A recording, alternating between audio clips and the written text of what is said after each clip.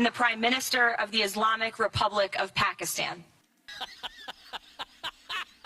वाह क्या एक्टिंग कर रहा है, वाह क्या एक्टिंग कर रहा है।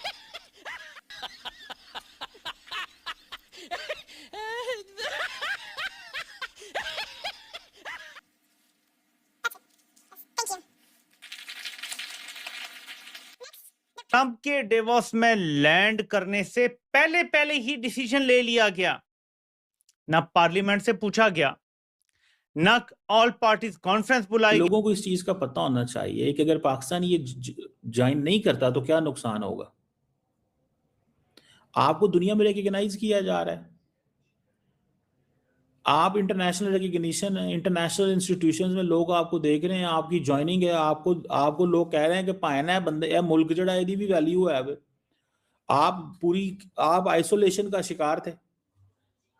और जहां तक पाकिस्तान की बात है, वो देखिए कहते हैं ना कि if you are not on the table you are in the menu. तो पाकिस्तान को टेबल पे होना है। 3 साल तो हमें $1 बिलियन के बगैर शमूलियत मिल रही है। 3 साल बाद तो हो सकता है खेल खत्म, पैसा हजम भी हो चुका, ठीक हो गया। कह रहे हैं जी कि इंडिया ज्वाइन नहीं कर रहा सीज, उसको लोग कह रहे हैं इंडिया ज्वाइन नहीं कर रहा, तो तुसी क्यों करन डे हो, ਤੁਹਾਨੂੰ की मसला है, ਤੁਹਾਡਾ की प्रॉब्लम है। अच्छा ये बात भी समझ आती है कि इंडिया नहीं ज्वाइन कर रहा। भाई इंडिया के इस वक्त अपने मामलात जो हैं वो अमेरिका के साथ खराब हैं फॉर सो मैनी रीजंस, जिसकी मुझे शायद बात भी नहीं करनी चाहिए। मुझे शायद उसकी बात भी नहीं करनी चाहिए कि वो क्यों खराब, कि क्या पाकिस्तान को इसका हिस्सा बनना चाहिए। अगर पाकिस्तान एससीओ के लिए मेंबर बन सकता है, ब्रिक्स के लिए ख्वाहिशमंद है कि बन जाए, तो ये भी ट्रंप के साथ भी आप बैठ जाए कुछ देर के लिए। जहां तक मेरी अंडरस्टैंडिंग है, $1 बिलियन अगर आप देंगे तो फिर आप 3 साल से ज्यादा रह सकते हैं। दोस्तों, गजा पीस के अंदर जो एक समिति बनाई गई है, जो डोनाल्ड ट्रंप की लीड के अंदर बना है, गजा पीस बोर्ड, उसमें शहबाज शरीफ को ट्रंप ने बैठाकर साइन करवा लिया है और वहां पर शहबाज शरीफ खूब उछल के ट्रंप के साथ फोटो खिंचवा रहा है, जिसमें ट्रंप के कान में कुछ फुसफुसाने भी लगता है, परंतु ट्रंप की तरफ से कहा गया कि प्यारे चुपचाप साइन कर दो वरना तुम्हारी वाट लगने वाली है। तो शहबाज चुपचाप साइन करके वहां से फोटो खिंचवा के चलता बना है। अब इसके ऊपर पाकिस्तानी काफी ज्यादा लाल हो गए हैं, क्योंकि यह जो डील हुई है वो इसलिए कराई जा रही है कि कल को पाकिस्तान की आर्मी गजा के अंदर जाएगी, हमास के खिलाफ लड़ेगी और इजराइल की सुरक्षा करेगी। और इस सब के कारण कई सारे मीम्स भी सोशल मीडिया पर बन गए हैं कि फील्ड मार्शल ने पैसों के लिए फिलिस्तीनियों और हमास को बेच दिया है इजराइल के हाथों। और शहबाज ने जिस प्रकार से साइन किए हैं वो आप सभी खुद देखो। ट्रंप ने बस एक बार कुछ बात कही और निकलना शुरू हो जाते हैं और बनना शुरू हो जाते हैं। फाइनल आपका सवाल कि क्या पाकिस्तान को इसका हिस्सा बनना चाहिए। अगर पाकिस्तान एससीओ के लिए मेंबर बन सकता है, ब्रिक्स के लिए ख्वाहिशमंद है कि बन जाए, तो ये भी ट्रंप के साथ भी आप बैठ जाए कुछ देर के लिए। जहां तक मेरी अंडरस्टैंडिंग है, $1 बिलियन अगर आप देंगे तो फिर आप 3 साल से ज्यादा रह सकते हैं।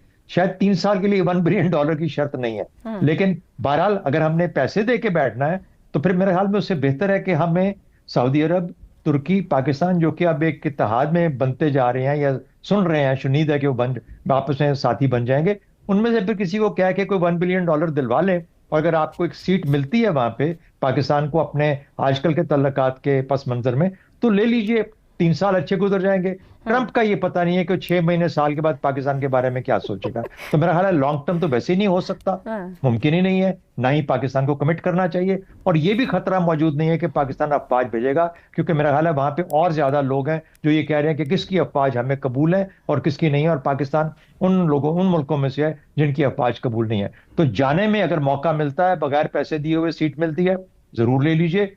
आपके कैप में एक और पैदल आ जाएगा कुछ देर के लिए, जब तक ट्रंप आपके साथ है, वरना फिर ट्रंप 2 साल बाद या साल बाद चेंज होगा तो फिर आपको कुर्सी भी छोड़नी पड़ेगी और वापस अपनी जगह पे आना पड़ेगा। हमें चीन के साथ ताल्लुकात को बार सूरत बहुत मजबूत रखना चाहिए, ताकि हम अमेरिका की किसी भी ऐसी अनप्रेडिक्टेबिलिटी को बैलेंस कर सकें। दुरुस्त हो गया। सिग्निफिकेंट चीज है भैया। अच्छा, लोगों को इस चीज का पता होना चाहिए कि अगर पाकिस्तान ये ज्वाइन नहीं करता तो क्या नुकसान होगा।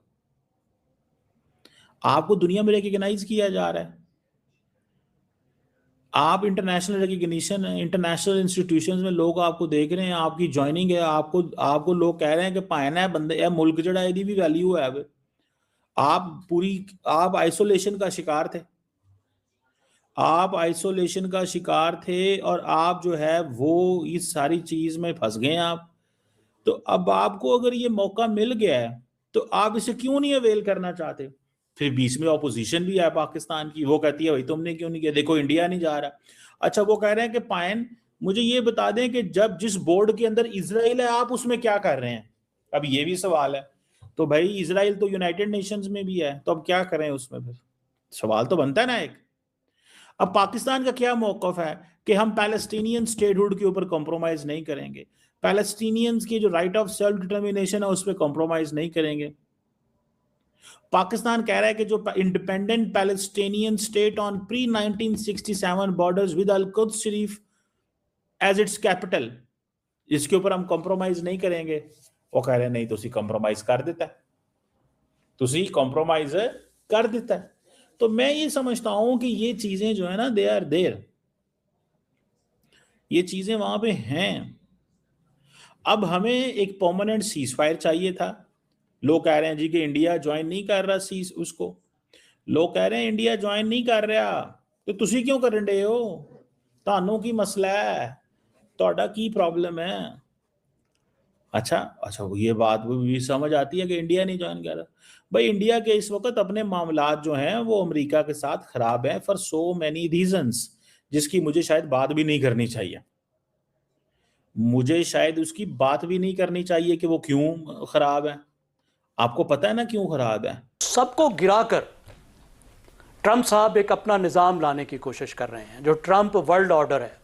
अभी देखिए, अभी जिस पीस बोर्ड की आप बात कर रहे हैं, ये तो बज़ाहिर फ़लस्तीन से कहीं ज़्यादा बहुत बड़ा एक इशू है और पैरेलल, ज़ाहिर है कौमी ये अक़वाम मुत्तहिदा का मुतबादिल हो या ना हो, लेकिन आपको एक पैरेलल नज़र आता है ना, जितना उसका एम्बिशन है, जितना बड़ा है, और इस हाईली पर्सनलाइज्ड। यस, और इसमें जाहिर है ताकतवर मुल्क हैं सेलेक्टेड, वो मगर वो कहते हैं वीटो भी ट्रंप साहब के पास होगी और पैसे का इस्तेमाल भी उनके हिसाब से होगा, जो जब जहां वो चाहें। जी, ट्रंप साहब देखे ना, ये पर्सनलाइज्ड है कि एक प्राइवेट जो है वो एक जिस तरीके से एक प्राइवेट कंपनी चलाई जाती है उसमें वो भी आपको तासर मिलता है कि वो उसका परमानेंट हेड है, उनके पास वीटो भी है। यानी ये तमाम मुल्क भी कोई फैसला कर ले तो वो उसको वीटो भी कर सकते हैं। वो अपनी अथॉरिटी एक बैनुल अक़वामी तंजीम पर एक अमरीकी सदर से ज़्यादा अपनी अथॉरिटी भी रखना चाहते हैं। तो क्या ये चलेगा? देखिए, इंस्टीट्यूशंस के बगैर, जब तक इंस्टीट्यूशंस पीछे ना हों तो बड़ा मुश्किल होता है कि इस तरह का कोई निज़ाम चल सके, क्योंकि उसके पास एनफोर्समेंट की ताकत नहीं होती। अब यहाँ पे भी हमें नज़र नहीं आएगा कि इन्फोर्स कैसे होगा, सिवाय